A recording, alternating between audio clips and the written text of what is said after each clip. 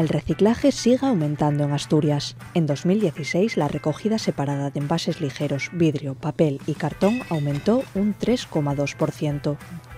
Cada asturiano aportó a los contenedores de reciclaje una media de 47,4 kilos de residuos, lo que supone un incremento de 1,5 kilos respecto al año anterior. Por tipo de residuo, el mayor aumento se registró en el contenedor amarillo. La recogida de envases ligeros lidera el ranking del reciclado, seguido de los residuos de papel y cartón que se depositan en el contenedor azul. En tercer lugar, se sitúan las botellas y botes de vidrio recogidos en el contenedor verde. En la última década, la recogida separada de estos tres contenedores se ha elevado un 11%, unos datos que mejoran cada año gracias a la implicación de los asturianos.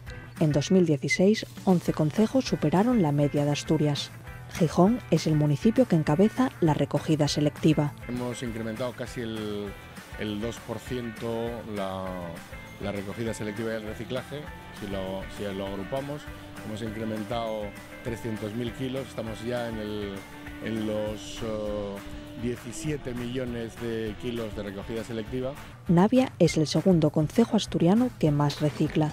59,8 son los kilos de residuos que depositó cada naviego en los contenedores selectivos. Un orgullo en el sentido de que nosotros estábamos en el puesto 53 y hemos subido hasta el punto de estar en los segundos, ¿no?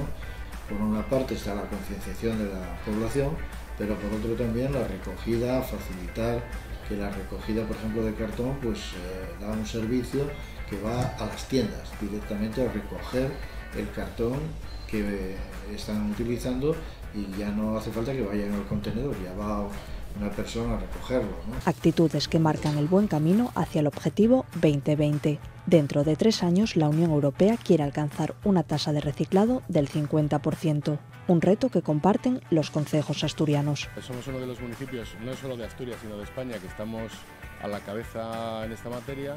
Estamos quizá un poco lejos todavía del horizonte 2020 que nos impone el Plan Europeo de Residuos, una recogida del 50%. Estamos bordeando ya casi el 25%. Tenemos que pasar al 50% reciclado, ¿no? O sea que todo esto tenemos de alguna manera que entenderlo porque aún estando bien, estamos todavía muy lejos de alcanzar ese 50%.